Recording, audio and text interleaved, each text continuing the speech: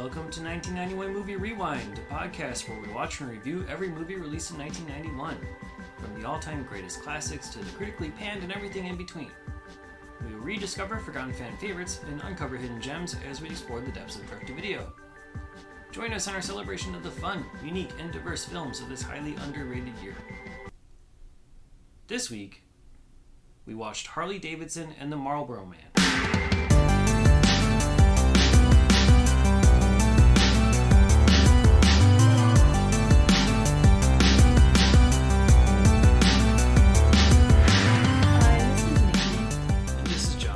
For joining us on 1991 Movie Rewind. Harley Davidson and the Marlboro Man are two rebellious troublemakers and lifelong friends. When they learn that their favorite bar is being forced to close down unless they come up with $2.5 million, they gather up a crew to rob the bank that wants to take over the property. Things don't go as planned, and they uncover a massive drug operation that puts giant targets on their backs. Screenplay by Don Michael Paul, directed by Simon Wincer, and released on August 23rd, 1991. Have you seen this movie before? No. It seems like, from what you tell me about your upbringing and the action movies your family watched. Yeah, I'm really surprised because while watching this movie, I was like, this is a movie my dad would like. Yeah. I mean, maybe he watched it when I wasn't around, but it reminds me of all the movies that he watched when I was around. Yeah, I've heard of it, never had any interest in it, but I honestly didn't know it was I was thinking about calling it a quasi-futuristic action movie just because it takes place 5 years in the future in the year 1996. Mm-hmm. I honestly thought it was more like a Western, like a more traditional, like dramatic piece about like the people who were used to represent those advertising characters, you know? Oh, yeah, all the product placement. Yeah, the people who were the people who were the models for the Marlboro Man or whatever, and like a fictionalized story of like their relationships. And Don Johnson kind of looks like the model for like the Marlboro Man, on the pack of cigarettes or something, just by the way he dresses. That's supposedly the idea. I don't think there's ever been a characterization of Harley Davidson. I think that was a person, right? So I don't think they ever like made a cartoon version of him or a mascot or even a model version of him. The woman who plays Virginia Slim, is she the female model for that cigarette company? No, I think she's just a random just like person. A name. So yeah, I mean that's one of the things that most of the characters in this have names that relate to other drugs and alcohol, basically. Yeah, because you got Jose Cuervo and Jack Daniels. And that's about it. There's Jimmy Giles. Yeah. And I don't know if that's supposed to be referencing a specific product that I'm just not aware of. That maybe was discontinued, but he's the only one in the group that isn't really part of that whole thing. And, I mean, before... What did we watch this on? We watched this on HBO. Yeah, right beforehand... There was even a disclaimer saying none of these names have anything to do with the products or something like that. Yeah, it was weird. And I don't know if that was supposed to be like a funny thing or just like a cover your ass type of a disclaimer thing. If that was something that was when they showed this in the theaters, like, was that before the movie started? I would assume yes. Okay. It looked like it had like the proper film grain and everything behind it, so I'm pretty sure it was part of it. I mean, yeah, maybe because of people like me who had the perception of what it was. But I mean, if you saw the trailer, which you would know it's like basically a straight up action movie. Yeah. And these are just really code names for these. Yeah, for these guys, because I mean, the Marlboro Man, his name is Rob. Robert or whatever. Robert Lee Marlboro Man Edison. And Anderson, yeah. But we don't The rest of them, I don't think Everyone they know else, their real names. they just go by their code names. Yeah, except for the bad guys. I really don't understand why it's set in 1996. What does that really serve? I really wanted to know that too, and I was like, why is this 5 years? Like that. Yeah, we were talking only about 5 this years in like the future. a couple weeks ago with Bill and Ted. Mm-hmm. Like how I liked how it's way in the future instead of like, you know, how this is like only 5 years later. Yeah. And it's like nothing really changed except for maybe like people dressing like they're in the Matrix. And then this drug. Yeah. I think you're kind of hitting on a major thing that I could think of is the fact that they needed to have this new drug that wasn't in actual society yet. This thing called Crystal Dream, which is basically just like. But it doesn't seem like the world. But yeah, the world like is it wasn't not drastically dystopian different. or anything like that. That's No. what yeah. Which honestly, I think is good and appropriate because I mean, think about it. When things move 5 years ahead, very little changes in terms of infrastructure, and you know, it's not like Blade Runner happens. It's not like the Jetsons happens. I guess when I think future, I want to see actual like future. I don't know. Yeah, I mean, not if like it was something set in like the year 5 years from now. 2020 in Yeah. 1991, then, or let's say like their Back to the idea. Future. Yeah, like their idea of what 2020 would look like, and it's like Right. something so over the top, insane. Yeah, so here in 1996, clearly like nothing has really changed in terms of cities. You don't always have to have flying cars. You don't have futuristic fashion really, except for we'll get into the Matrix inspirations later, I guess. But you have the new drug. And you get an excuse to make a joke at Die Hard's expense by having Die Hardest 5 as a billboard. Like that was the funniest joke to me. Yes, I agree. I agree. Yeah, I mean, you could argue that this movie influenced some good pop culture. I mean, the Matrix stuff. Yeah. Those are very clearly similar to the Matrix overcoats with like the very shiny leather and they're yeah, all the way down to like your ankle type coats, and they have the same kind of flare out in the bottom and everything and too. yeah, and all of them just walk in unison Mm-hmm. with the slick back hair and everything. And so it seems, and also there's a scene where like a helicopter shoots out a building at the end, which is also something that happened in the Matrix. So yeah, so maybe the did Wachowskis were they they're older than us, so they would have probably. Yeah, I'm just wondering, were they? Did they use this as a reference or something? Maybe unintentionally so. And maybe Breaking Bad saw Gus Fring open the bag and find Crystal Dream, which looks like blue meth, and got some inspiration there for Breaking Bad. Because Giancarlo Esposito plays Jimmy Giles in this. So, I don't know. The rest of the movie's bad. I feel like this is a movie, if I would have watched it back in the 1990s, I would have enjoyed as a kid. it. Yeah. Because it is, just goofy, mindless action. There's a couple of like clips in there. Some it starts off with like nudity. Yeah, you got the nudity aspect, which would apply, help with the prepubescent appeal. So I would have I think it would have been more fun when you don't have the critical eye of film school kind of tainting everything.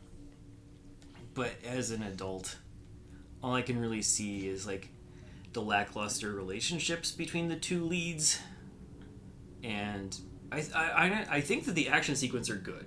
I think that what they do with the action sequence, the shootings and like the fast bike chases across the streets and inside like small locations like the mall and stuff, that's good. really good. The bike that one bike chase with Don Marlboro Johnson. Man, Marlboro Man and Virginia Slim. The introduction to her character. Yeah. They're zooming through, residential areas and going through like an outdoor mall and stuff like that and doing a motorcycle chase. ending up at a house, which turns out to be his house? Her house. Oh, her house. Her house. But then where's her fiance? Or Not there yet.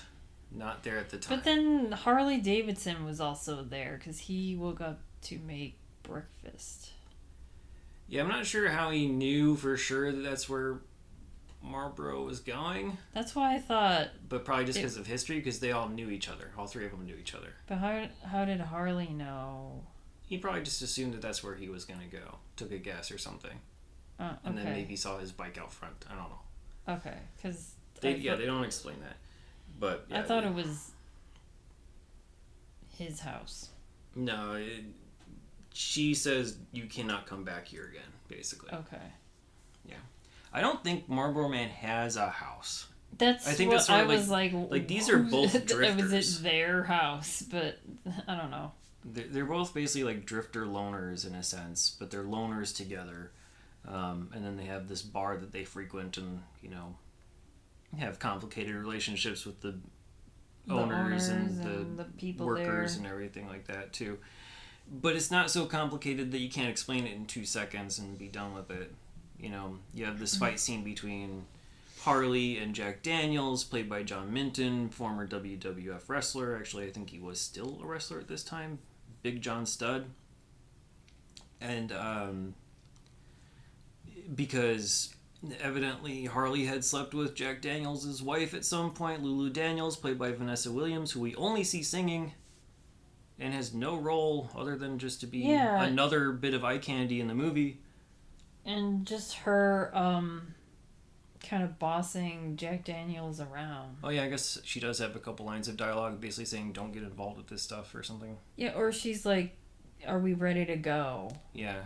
Type of thing. Something very simplistic, and she doesn't factor into the actual plot at all, other than to show a little bit of tension between Jack and Harley, which leads to a fight, and then, he gets thrown out the window and onto the top of a car, and then bygones be bygones. Yeah. And I guess fast forwarding to the end of the movie, what happened to Lulu? I don't know. We don't know.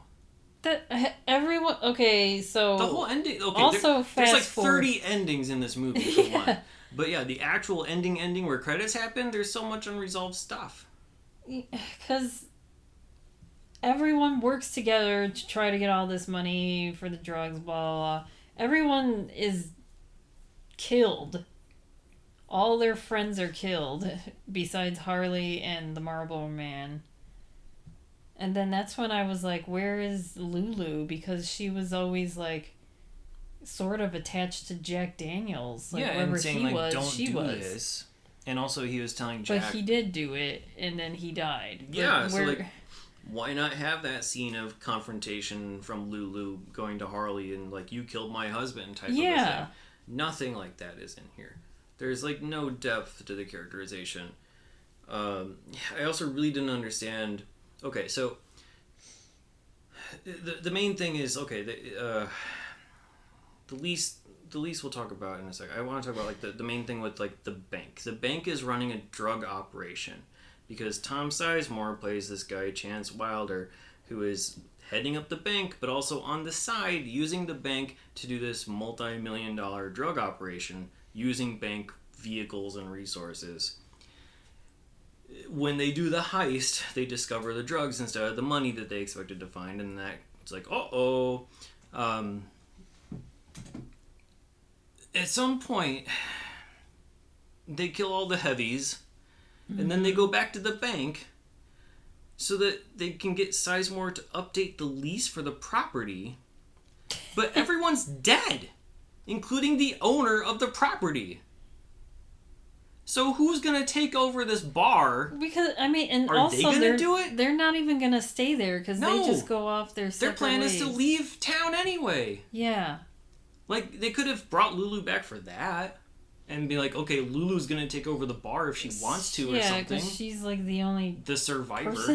Yeah, she is the alive. only one. Well, Virginia, but she's a cop. She has no interest in running the bar. Yeah. So. Why even go back to the bank at all, except to set up this very, very loose premise to have the the shootout with the helicopter and everything at the end. That's the only reason, is to like, and also have another Die Hard reference with the bad green screen and the bad guy hanging over the ledge of a high rise. Falling down to his death.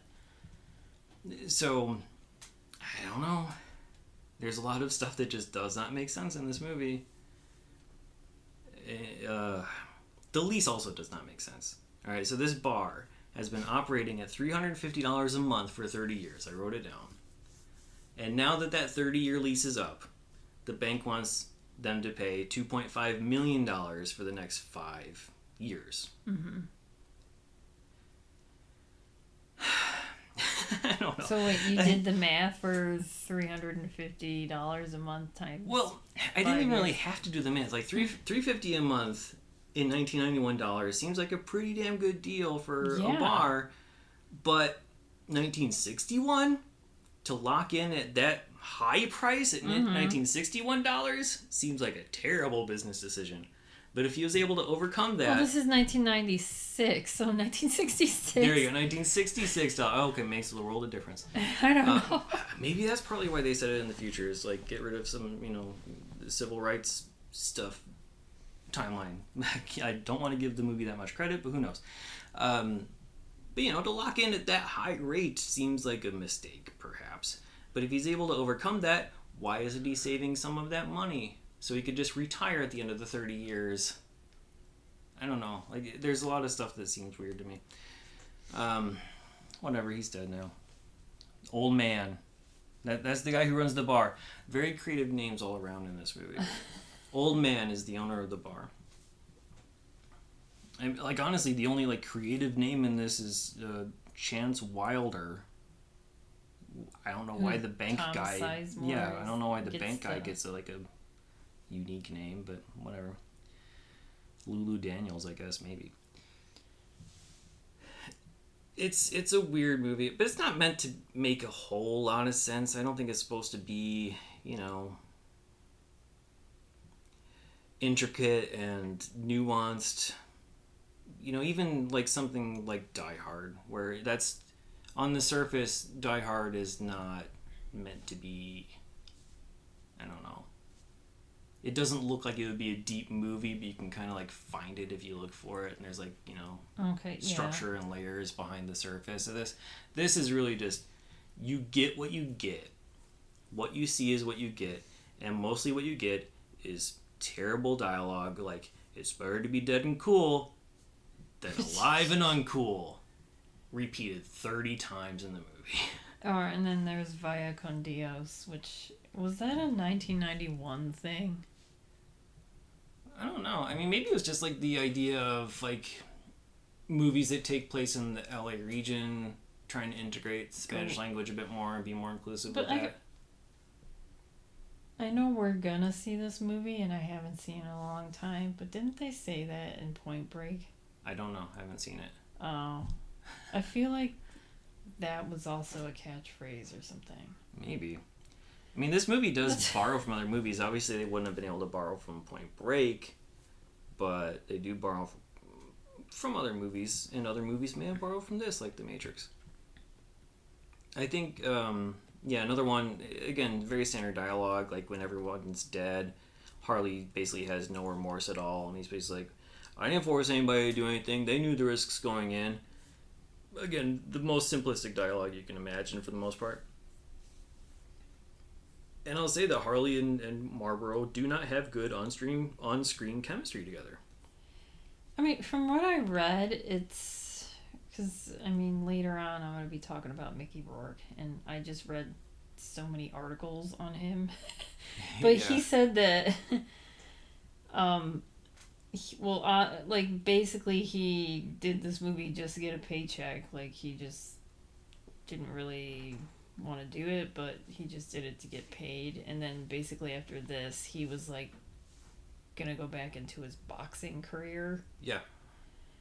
And then the only thing good about this movie, he said he paid tribute to Don Johnson. He said that him and Don Johnson became good friends because of this movie, and he's he really hated the director and how the film was going, and he thought Don Johnson was just a very good actor, and he was very impressed by his acting, and the experience with him like made it better or something.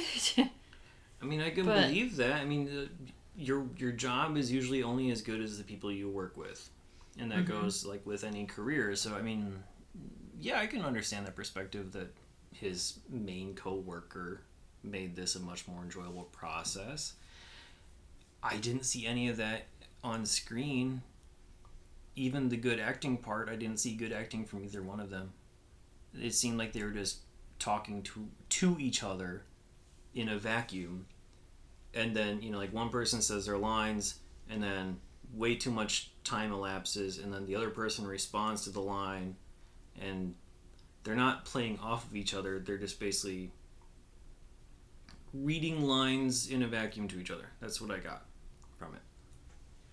I didn't understand from the dialogue and the script why they became friends in the first place, or why they're staying friends. They both were just very dull characters. They had like no enthusiasm, especially Harley. I don't know, Mickey Rourke just seemed like he was bored the whole time. I'll take your silence as you don't agree. I don't know. I mean, just from reading these articles, I mean, he was probably just like phoning it in. Like, yeah, I'm just doing this to get paid. I don't give a shit. It shows. I'm trying to think. I mean, the best actors in the movie, I think, are John Minton as Jack Daniels. I liked his character.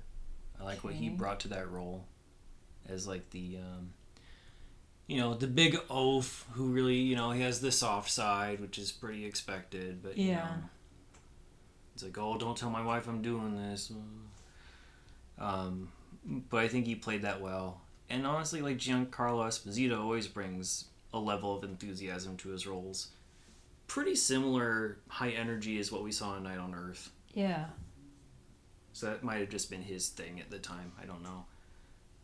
Yeah, I really haven't seen him in other movies, I guess. Well, he's more of like a chameleon-ish actor where until he hit like Breaking Bad, I never really noticed him. He was just like one of those character actors. Yeah. And now that he's had this breakout role, when you go back and see stuff that he's in, he's like, oh yeah. He's like very silly, I guess. And then seeing him in Breaking Bad as this very serious character, it's just, interesting, I guess. I don't know. Yeah, much different than Yo-Yo or Jimmy Giles.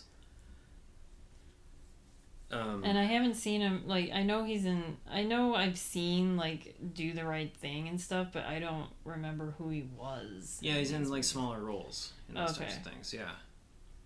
I forget if he's in Jungle Fever. I honestly didn't write down his credits because we talked about his history and when we talked about Night on Earth.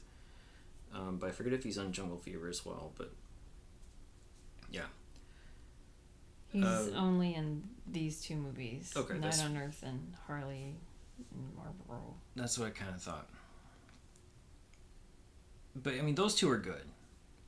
But it's a big cast. Like it's full of names that you would recognize for the most part. You got Mickey Rourke. It's like so random. Like Vanessa Williams. I was like, what? And then all of a sudden Tia Carrere. I was like, what's going on? I mean, okay.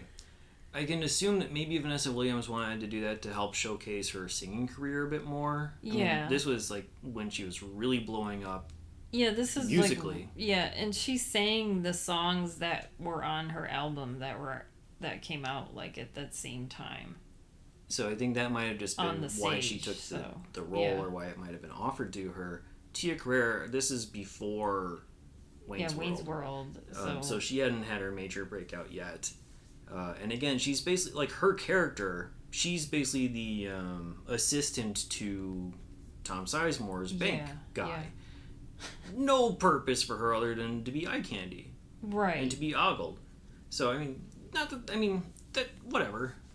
it's fine. She just kind of, yeah, I mean, she didn't have many lines, and she just kind of stood there. Yeah.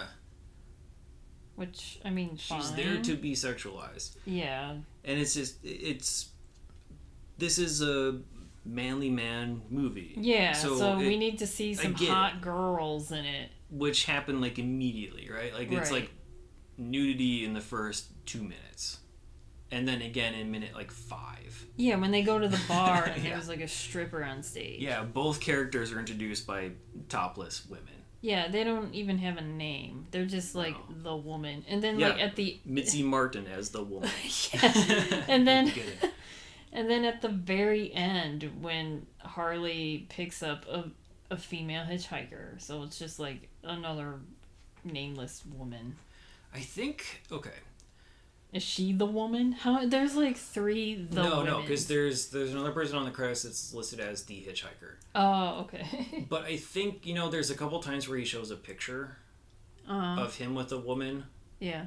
Basically indicating the one that got away. The hitchhiker, to me, maybe I'm just... I don't know. Oh, is the woman in that picture? I think. Oh. I think the hitchhiker is the same woman as that picture. I don't know for sure because, I mean, some of these generic actresses look alike to me sometimes. But, oh, God. it's true. And then, I don't know. Yeah. But, I mean, it could have been like one of those things where, you're supposed to realize that this is the thing, and there's like some sort of subplot that, they found each other again, and whatever. And it just was not really explained well.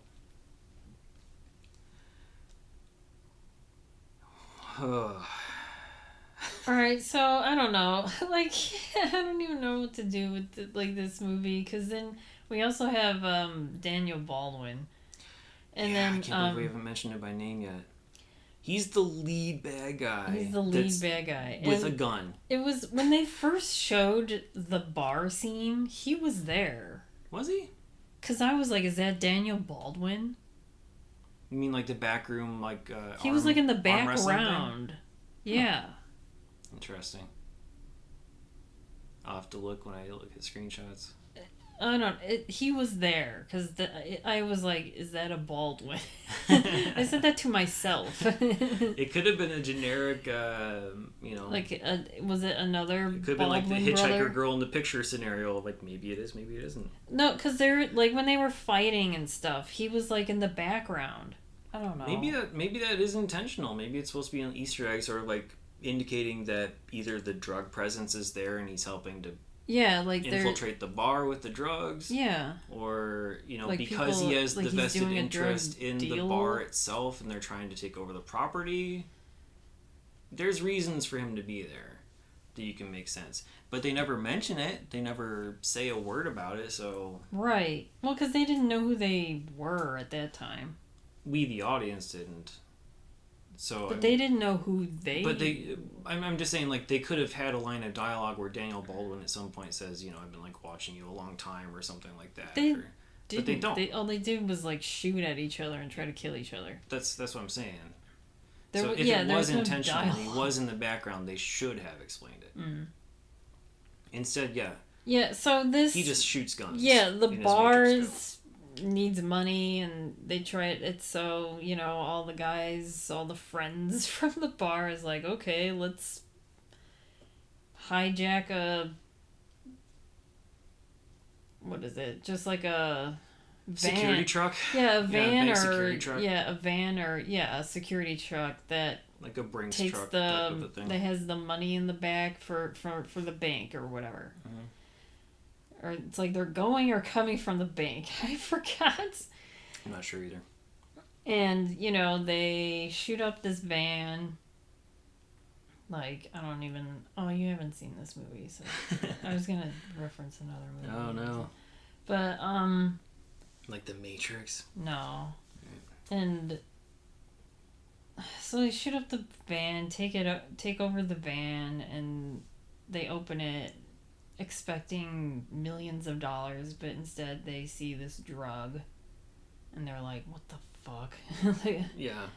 But then they get into this whole thing because the guys that they shoot up or kind of hold hostage or whatever are like, well, whoever like, you're gonna hear from whoever these drugs are for, so we don't give a shit kind of thing. They're like, you're gonna get in bigger trouble than you already are. Yeah. So I don't give a fuck right now. These are the truck drivers who are saying this. By the way, drivers. That's another character I really liked. The truck driver guy. The truck driver guy, yeah. Because he's like, do you think 2-bit criminals would have done this type of thing? He's like, yeah. Because a real criminal would have just, like, I forget what the line was. I don't know. Like, he was, like, goofy, fun playing the character. So, yes. Okay. Jack Daniels, Jimmy Giles, and truck driver. Those are the three good characters. Yeah. But yeah, they set off an alarm inside the truck, and then these five guys show up. That's when Daniel Baldwin and his Matrix crew come by. And, but then, so then they go back to the bar? And that's when the bar gets, like, all shot up, right? Yeah, they think they got away with it. Yeah. They're trying to figure out what's going on with this drug, and they understand it's crystal dream, and they do a little bit of research or whatever. That's when that's when the whole thing with Marlboro Man and Virginia, they do their cool chase scene throughout the town and the mall, whatever. And we find out that they were ex-lovers. They still have feelings for each other, but, the Marlboro Man is like a drifter and he's never around. She's like, I need someone around, and by the way, I'm engaged. Yeah. And, so you can't come back. But they have breakfast together, like, the next morning, and that's when she tells him all about how Crystal Dream is 100% addictive. Like, I was tells Harley that. Yeah. Oh, Harley that. For some reason, he lets Marlboro Man sleep in or something, and they go. Harley takes Virginia to breakfast. They go to a diner or whatever. While he's sleeping in her house. Yeah, she it's 100% addictive. It just made me laugh with the way she was like, "Don't take it." It was something like, I'm like, isn't, like, all drugs? Well, I don't know. I don't think so, but yeah. I mean, something like 1 in 7 people who die, like, take it, die or something like that. Because it causes, like, neurological damage and then death. We don't get to see its effects in the movie. Yeah, which I would have. Yeah, if you're going to go with an R-rated movie, just do it. Show someone shooting up and... Yeah. Show the danger. Show the cause in action. Instead, all we see is, like, a brief shot of blue plastic, and you're like, oh, man, that's dangerous. So, yeah, then they kind of, I don't know, they demand $2.5 million in exchange for the drugs to, Daniel Baldwin and his people. But, Daniel Baldwin and his people, their boss is Chance Wilder, who's, the bank guy. Yeah. So he's got to answer to them, or him, and, there's, like, a whole thing. We need $2.5 million. They do the money exchange, and they want $1 extra just for a bet. And it's like $1 coin. It's like a silver dollar, yeah. And then otherwise, the exchange goes by no problem. Yeah, and they think, oh, okay, we're done here. But that's when they have the shootout. Yeah, right after. Because, they come to the bar, they start talking about how, this is great, we're going to use their money to pay them the lease, and this is fantastic, everything worked out, gee golly, good, swell. Right. And then, like, the Matrix guys just come out and shoot up the whole thing, and everyone dies except for Harley and Marlboro Man. And they kind of escape, but then, Marlboro Man has, like, a change of heart, and is like, we gotta go back to revenge our friends' deaths or whatever. Yeah, it doesn't happen. They escape to Vegas instead. And around that time, like, when they're in Vegas, that's when they realize that silver dollar has a tracker inside. Mm-hmm. And that's how they're able to find them in the bar. And oh my god, they're in Vegas right now. We gotta go. Yes. Which leads to the overt reference to Butch Cassidy and the Sundance Kid at the roof of the casino. When they're on the roof. Yeah. Have you seen that movie before, Butch Cassidy? A long time ago. Yeah, it's been about 20 years for me as well. But and still, like, all basically, I remember is, like, the ending, basically. Basically, all the dialogue that they say on the roof of this Oh, is is like the same. the exact same as what they say when they're about to jump off the roof. ledge of the rocks in Butch Cassidy. The only real difference in this is that Harley does not convince Marlboro Man and he jumps alone. Whereas in Butch Cassidy, they hold hands and they jump together. Mm. So it's supposed to be like a play off of that. They jump a lot of floors into a giant pool. Which probably would also be... That would have killed them, that jump. Mm-hmm. Into that pool. Because with, like, the velocity... Like, how... Whatever. I mean, I'm not going to get into physics. But they would have landed at the bottom of the pool with, like, that impact and that fall. Oh, yeah. But, whatever. It's a movie. Yep. Yeah. So they turn off the tracker? Yeah, but keep the somehow? coin? Yeah, and keep the coin. But then they come up with another plan, and they're like, okay, let's turn the tracker back on because we're ready to kill them. Yeah, and then throughout the entire movie, it's a whole gag that Harley Davidson doesn't know how to, like, shoot a gun really well. Like, he can't... Yeah, because he's, like, not a killer or whatever. Yeah, he's more of just, like, a fist fighter type of guy. There's so many lines that are called back, like, 30 times. It got so annoying. It's like, yeah, just squeeze the trigger. Just squeeze the trigger. Like, that's not a... Like, it's not a joke, man. Like, why do you keep saying it like it's a joke? It's not a joke. It's like, oh, it's better to be dead and cool than alive and uncool. Squeeze the trigger, old boots. Like... I got sick of it. The whole thing with his boots. Oh, you knew it had to come into play. Yeah. It does in the top of the building. But I think what really bugs me is, like, you know, Harley is established as a terrible shot. But Marlboro Man is supposed to be the best crack shot. Yeah. And they show that when they're robbing the truck in the beginning. It's like, wow, how'd you even shoot that well? Like, that says the truck driver. Yeah, that's even said by the truck drivers, yeah. But yeah, at the same time, they try to shoot up these Matrix guys, and clearly they have bulletproof vests and stuff. Which but they flabbergasted exist in the year 1996 when it probably existed for 20 years prior. Yeah, that there's bulletproof vests. Yeah. So, like, aim for the head, because they have no covering on their heads. But, yeah. But they still continue to shoot at their bodies. Yes. And even when he is a crack shot, and he does actually try to aim for the head, when they decide to finally do that, he misses a hell of a lot. Yeah, he can't shoot anyone's head. No. But, what a surprise. It just gets to the end where all of the Matrix guys are dead, except for Alexander / Danny Baldwin. And it gets into this whole, I don't know, kerfuffle between the three of them. It's such a long amount of time between, like, the death of the last unnamed goon and seeing Daniel Baldwin again.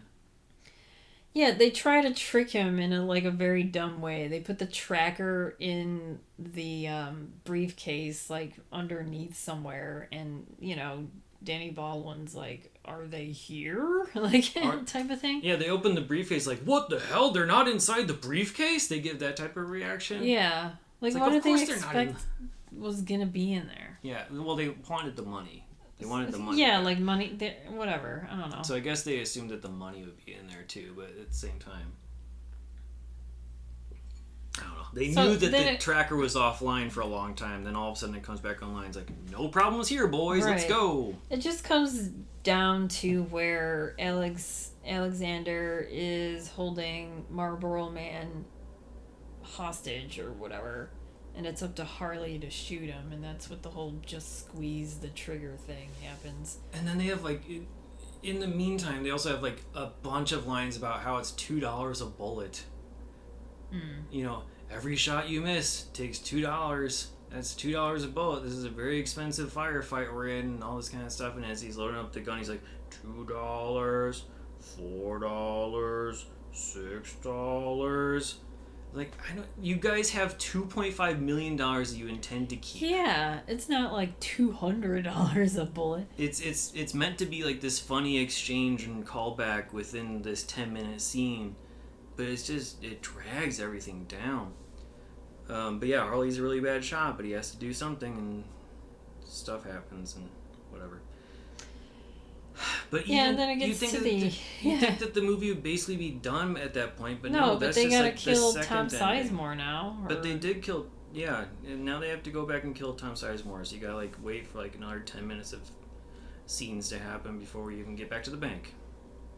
Right, so they bribe Alexander's helicopter pilot to take him to the office where Chance Wilder is at, and he's like in a business meeting with with a Japanese company or something. Yeah, I don't know if we've been keeping count of the number of movies we've had with anti-Japanese business sentiments. Yeah. But there's a lot in 1991. Other People's Money, Suburban Commando, this one. There's been like a couple throwaway lines in a couple other movies too. Even in Solo Kun Tubreha, yeah, I think so. Yeah, with the people that they have to get toured to. Yeah. Yeah. It's a recurring theme, sort of like overcrowded hospitals. Mm. But yeah, he's on the phone with these. And then Tia Carrere is just standing in a corner watching. Mm-hmm. And that's when they give him the money back, but that's when they do the lease to the bar thing.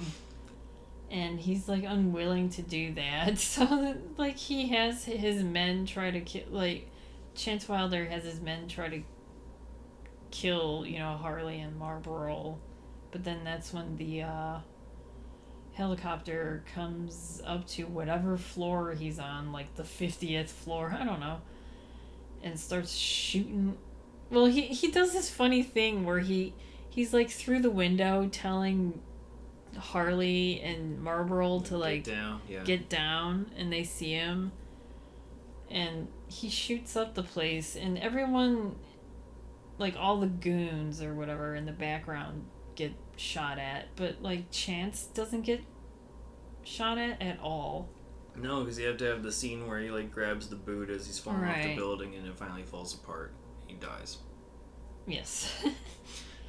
Yeah, and Marlboro Man has these like old ass looking boots that he, like, every few scenes, and Harley's like, why do you even have those boots if they keep falling apart? Because you just see Don Johnson always using like masking tape or duct tape to tape them back up all the time.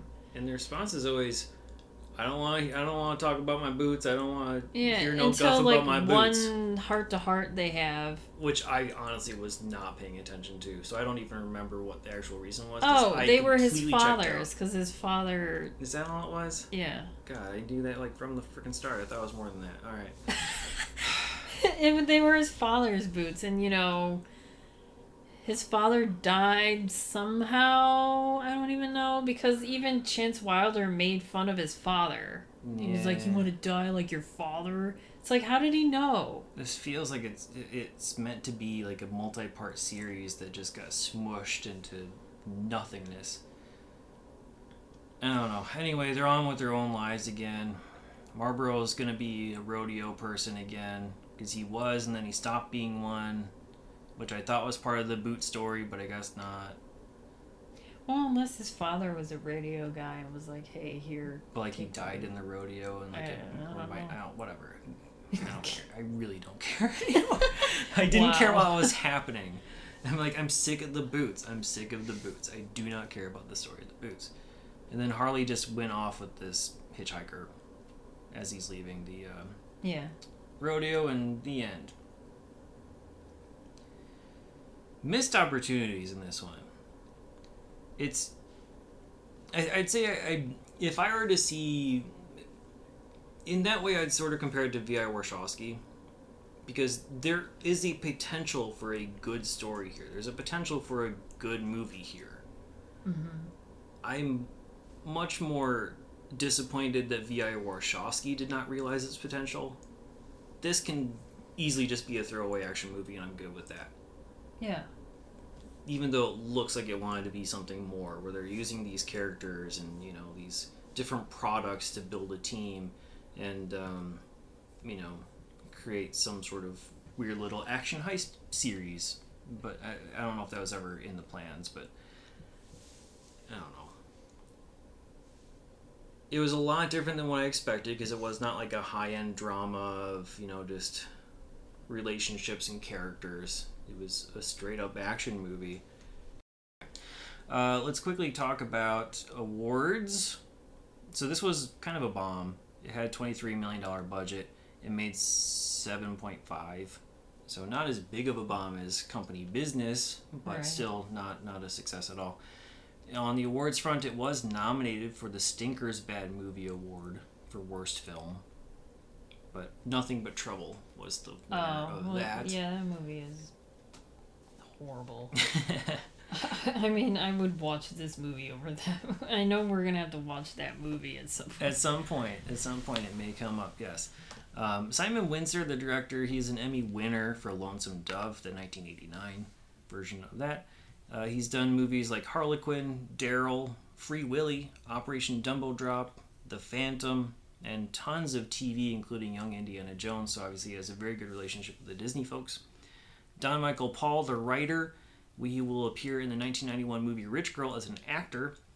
He's written things like Silk Stockings, Half Past Dead, Who's Your Caddy, Death Race 4, Bulletproof 2, Tremors, Shrieker Island, so all kinds of like sequels to not great movies to begin with. Mickey Rourke, we'll talk about him a bunch pretty soon. This is his only 1991 movie, but he is Oscar nominated for The Wrestler. Also had a Spirit Awards and Golden Globe win for that role. Also Spirit nominated for Barfly. MTV nomination for Best Villain in Iron Man 2, and Razzie nominations for Desperate Hours and Wild Orchid. So, Don Johnson, Emmy nominated and Golden Globe winner for Miami Vice. He's also been in things like A Boy and His Dog, Nash Bridges, Machete, Django Unchained, and Knives Out most recently, and he also had a brief music career as well with a hit called Heartbeat. Mm-hmm. Chelsea Field is Virginia Slim. She'll be in the 1991 movie Last Boy Scout. She is most notably Teela in the He-Man movie from the 1980s. Okay. So, she's also been in several other things. We can talk about her later. Daniel Baldwin, he's going to be in a couple more 1991 movies, including Nothing But Trouble. Vanessa Williams is Lulu Daniels, Emmy nominated 3 times for her role in Ugly Betty. Grammy nominee 11 times, but no wins. MTV Music nomination for Best Female Video for Save the Best for Last, 1991 song. She's also done like Another You in 1991. She's been in such movies as Soul Food, Light It Up, Shaft, Desperate Housewives, TV show, Eraser, and obviously it was the 1984 Miss America. Everyone knows that, I think, by now. Tia Carrere we'll see a couple more times in Intimate Stranger and Showdown at Little Tokyo, so we'll talk about her more then. And then, I think that's almost it. Tom Sizemore's in a bunch. We won't talk about him right now. And John Minton, he passed away in 1995 of Hodgkin's disease and liver cancer, but he was a longtime wrestler from the 70s on. He has tag team titles and Royal Rumble championships again as Big John Studd. And he'll be in a couple more 1991 movies, The Marrying Man and Shock 'Em Dead. So we'll move on to true crime and pop culture. Yeah, so I'm going to talk about Mickey Rourke. And so when we were watching Wild Orchid, I told you that I read some things about, the filming of the first movie. Yeah. The one that he was in. The one that he was Since in. Since he's not in it. Yeah. And I may have told you this. Like, around the time when we... when did we... I don't even know. We did Wild Orchid 2, 2 months ago. So... It's been a while. Yeah, I think that's about right. So, around the time when we were watching that movie is when one of my favorite podcasts started up with a series. You Must Remember This is the podcast, and the series for this season is all about erotic movies, and it's 11 part series. It just ended this week with she went through every single year, so it was like 1980 all the way to 89, just talking about all the erotic movies, or like the biggest ones. Yeah, the big ones. And I mean, this episode didn't come out yet, but she did a whole episode about like Mickey Rourke in 9.5 Weeks, and then she did talk about Zalman King. So I learned more about Wild Orchid and the filming on that, and then also with Carré Otis. I got Carré Otis, which I'm gonna read some stuff. She came out with an autobiography back in 2011, and she talks about their tumultuous relationship. And I guess Zalman King also had his own autobiography. Okay. On that podcast, she'll play the audio, like the audio from the audiobooks. Version. Yeah, she'll play like a tidbit of them talking. So I'm assuming it's from their audiobooks, because I know Carré Otis has a book.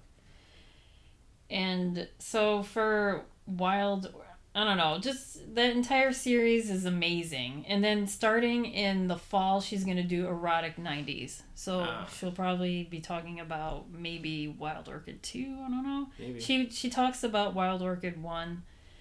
And I learned that,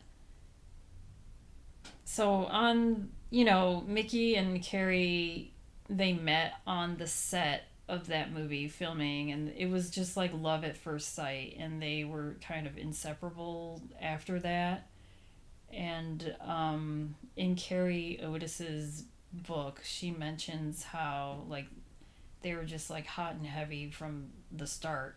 And then the end, we have the VHS of Wild Orchid, and we have the unedited one, the version, don't we? Yeah. But we didn't watch the unedited one, did we? Right. No, we watched the R-rated. Yeah. We have the DVD with both. Oh, the DVD. Yeah. So the unedited one is, it's the end part where they're having sex, like when they finally sleep together. But Carré Otis says they were actually having sex. That's what I saw in the trivia. Yeah, in the unedited one. And a lot, during that time, this is kind of like pre Pam and Tommy, where people were trying to sell that, or just like take that part and use it like as porn. Okay.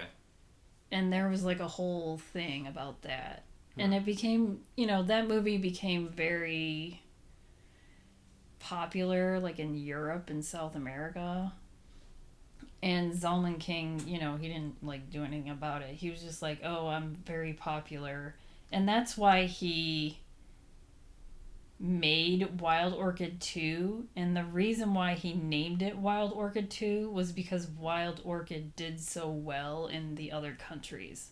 So he wanted just pure name recognition. Yeah, it was just for naming it. Even though they had nothing to do with each other, and he knew that.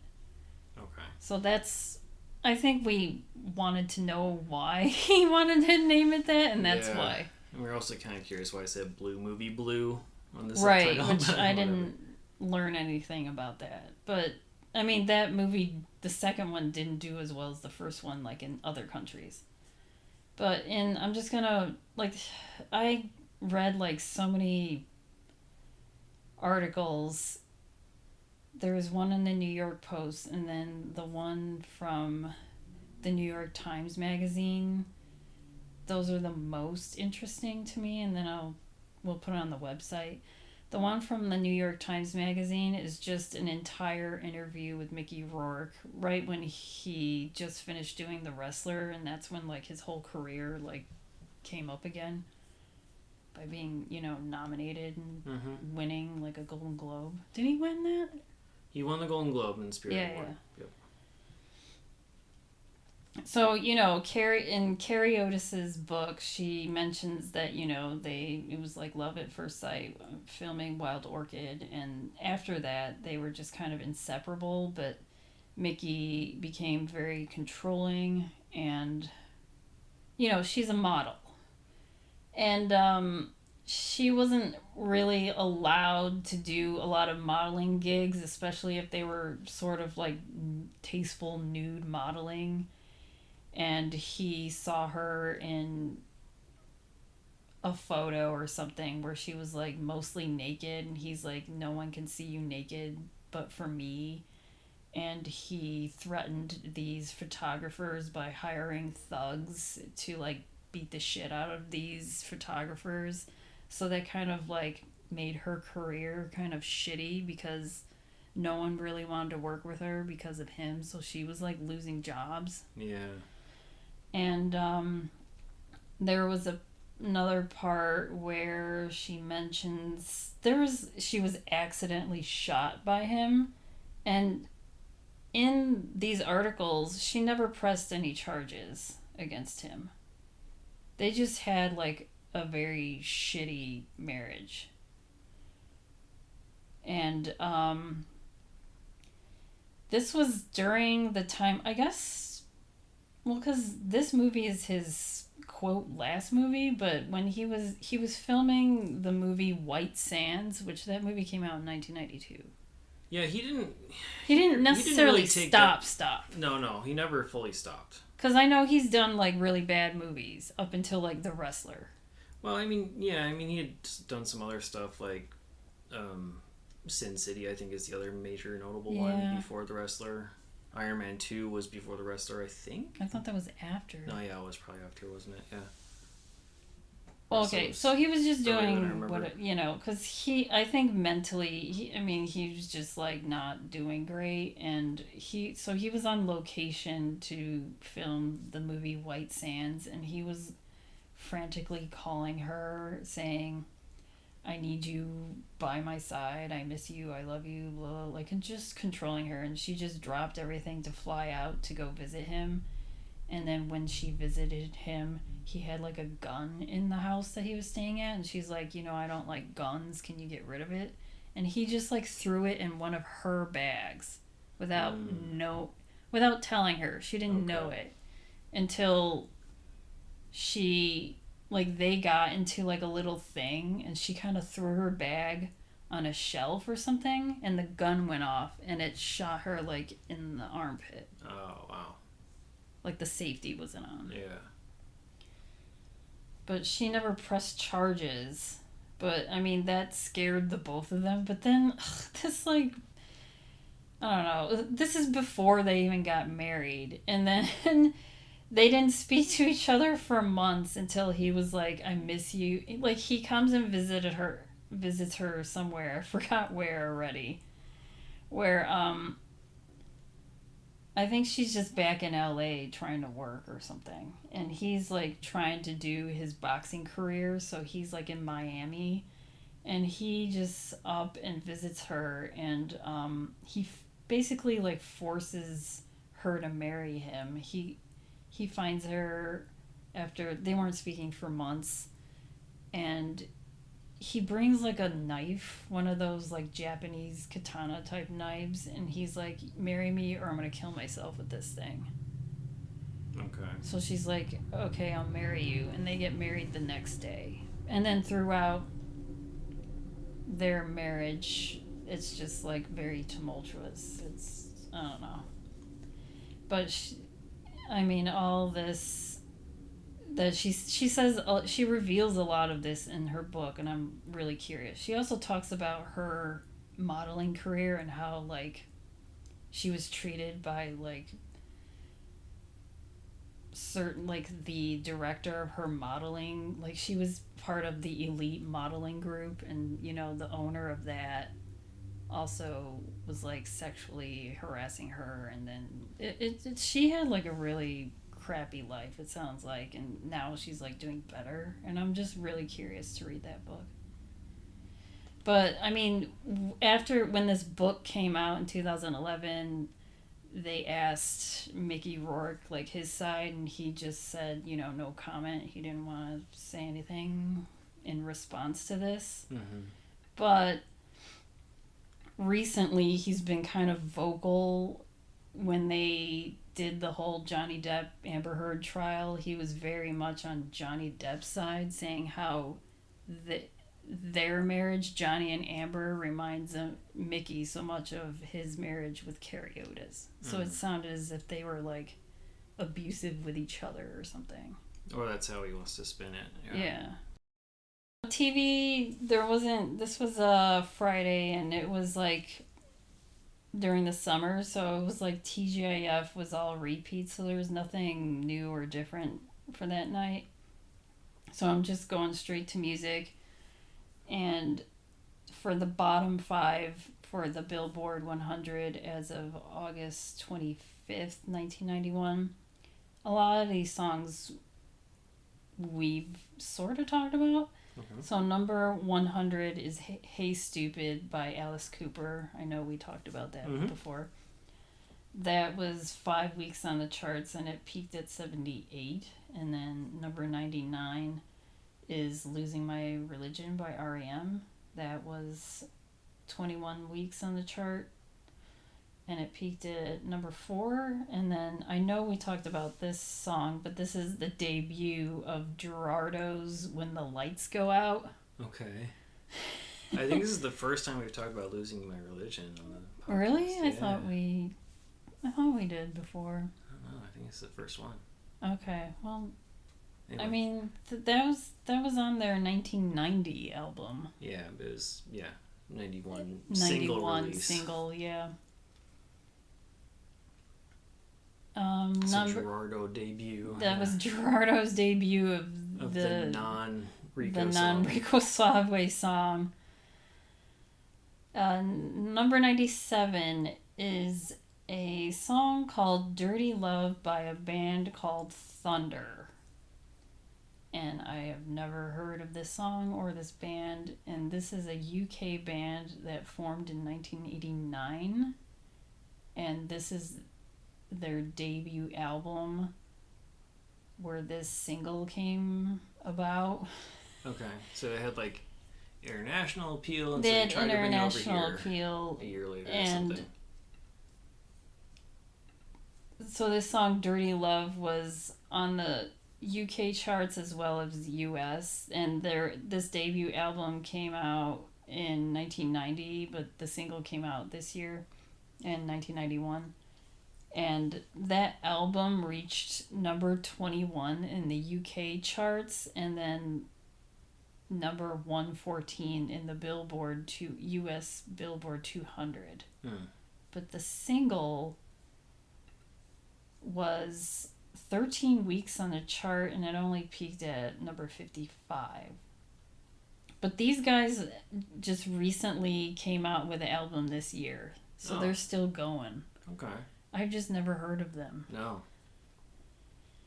And then number 96 is a song called How Can I Ease the Pain by a singer by the name of Lisa Fisher. And she is mostly known... Did you ever see that movie about the backup singers, the 20 Feet from Stardom? No. She was like one of the major women on that documentary. Okay. So she was a backup singer for Sting, Luther Vandross, Tina Turner, and the Rolling Stones. Okay. And this is her only album that came out this year. And then this song, How Can I Ease the Pain, won a Grammy for Best R&B for a female singer. Wow. So I've never even heard of this song before. She might have. She won a Grammy. Vanessa Williams. Yeah. But that song was 20 weeks on the charts, and it peaked at number 11. And that's it. All right. Well, we'll go on to rankings and ratings. Where on your 1 to 5 star scale are you going to put Harley Davidson and the Marlboro Man? I mean, okay. You're probably gonna hate me, but I'm gonna give this movie a 2. Why would I hate you for that? I don't know, because I feel like you really hate this movie. I hate the missed potential of this movie.